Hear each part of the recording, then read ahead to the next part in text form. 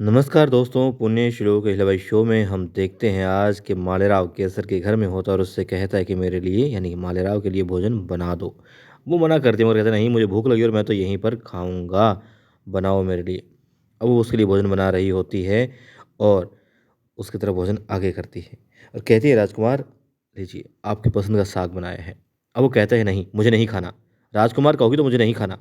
वो कहती है, राजकुमार खा लीजिए, ये क्या जिद है, आपके लिए बनाया है।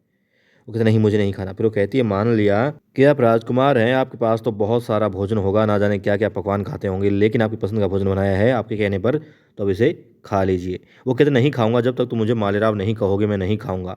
अब दोनों में यही चलता रहता है। फिर वो कह देती है, मालेराव खा लो ना। अब मालेराव खा लेता है और फिर बातें यही होती हैं कि यहाँ क्यों आता है। बताता है कि उसका दोस्त नहीं है, कोई कोई उसे समझता नहीं है, दुखी है बेचारा, अपने आप को बहुत दीन बताता है। और केसर उससे सहानुभूति, जी हाँ, वो तो रख ही रही थी, मगर अब थोड़ा और आगे भाव जो है बढ़ रहे होते हैं। और वो कहती है, आपके पास तरह तरह का पकवान भी होगा, तो मित्र भी तो बहुत सारे होंगे। वो कहते नहीं, सिर्फ तुम ही मित्र हो। मित्र यूँ तो बहुत है, लेकिन केसर नहीं है ना वहाँ पर। अब बस यही होता है। और देखिए, भोजन खिलाते खिलाते केसर हवा भी कर रही होती है मालेराव को। और मालेराव बताता है, बस किसी ने उसे आज तक समझा ही नहीं, सिर्फ केसर है जो उसे समझती है।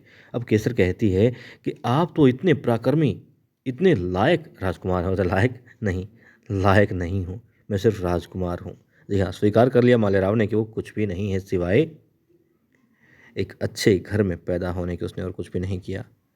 अब वो बताता है कि बस राजकुमार है, वो किसी लायक नहीं है। सब उसे किसी न किसी जो रिश्ते में है, जो कर्तव्य की बातें होती है वही करते हैं, और बस वो भी अपना कर्तव्य फिर निभा देता है। दोस्ती सिर्फ तुमसे मिली है, अपनापन सिर्फ केसर तुमसे मिला है। अब केसर उसका हाथ पकड़ लेती है और वो देखता है, और यही तो वो चाहता था। खैर, अब दिखाते हैं महल में मैना। जी हाँ, वो तैयारी कर रही होती है बाहर जाने की, घूमने जाने की मालेराव के साथ में, क्योंकि देवी अहिल्या ने उससे कहा है। अब देवी अहिल्या वहाँ पर आ जाती है और कहती है, तैयारियाँ हो गई ना तुम्हारी? कहा, हाँ, मैंने अपने सारे कपड़े रख लिए हैं, मगर मालेराव कौन से लूँ उनके लिए, कौन से कपड़े पसंद होंगे उनको बाहर जाने के लिए, बताइए ना। मैंने तो अपने जेवर दागिने सब रख लिए हैं, कपड़े रख लिए हैं। वो कहती है, देखो मैं नहीं बताऊंगी, पहले छोटे सूबेदार जी का, फिर मालेराव और मुक्ता का बहुत किया, मगर अब काफ़ी समय हो गया खैर मालेराव का ये सब देखे हुए, कपड़ा या वस्त्र जो भी है, अब लेकिन तुम्हें ही संभालना है। और फिर वो बात करती हैं कि घूमने जाओ और आपस में प्यार बढ़ाओ, वो तुमसे प्यार तो करता है ना। और फिर वो कहती है, आप कैसे कर लेती हैं सारी चीज़ें, मतलब कि हर किसी का ख्याल रखती हैं, इसे क्या चाहिए सब देखती हैं। वो कहती हैं, जी हाँ, देवी लव कहती है, वो स्त्री है ना इसलिए। वो कहती है, स्त्री तो मैं भी हूँ, कहती है, लेकिन तुम आई नहीं हो, जब आई बन जाओगी तो फिर कहती है, कैसी बातें कर रही हैं आप मेरे साथ में, तो किसके साथ में करूँ। और देखो, लज्जा ठीक है, अच्छी बात है, बहुत अच्छी बात है, लज्जा गहना होता है, लेकिन आई बनना सबसे स्वर्णिम होता है, इससे बढ़कर स्त्री के लिए कुछ भी नहीं है। तो तुम जब आई बन जाओगी तो सब समझ जाओगी। अब वो शर्मा जाती है, कहती है, अच्छा तुम्हें शर्म भी आ रही है? कहते हैं, अब मुझसे इस तरीके से बात मत कीजिए, क्यों कर रही है मेरे साथ में। उसे बहुत शर्म आ रही होती है। और फिर वो देवला कहती है, ठीक है ठीक है, इतना भी मत शर्माओ, लेकिन ये बताओ कि तुम्हारे वो राजकुमार कहाँ हैं, जिसके बारे में प्यार भरी बातें तुम्हें नहीं करनी शर्म आ रही है। वो कहती है, देखिए ना आई साहब, पता नहीं कहाँ चले गए हैं, कहाँ चले जाते हैं, बताते ही नहीं कुछ भी। कहते हैं, ठीक है, आएगा तो उससे कहूँगी कि मैंने को बता के जाया करो कहाँ जा रहे हो। ठीक है, अब वहाँ आ जाते हैं तुको जी और कहते हैं, अहिल्या जल्दी बाहर आओ। अब देवी अहिल्या जाती है बाहर, तो क्या पाती हैं, जी हाँ, वो जा रही होती हैं, वो संदेशा जो है आग की तरह फैल चुका होता है।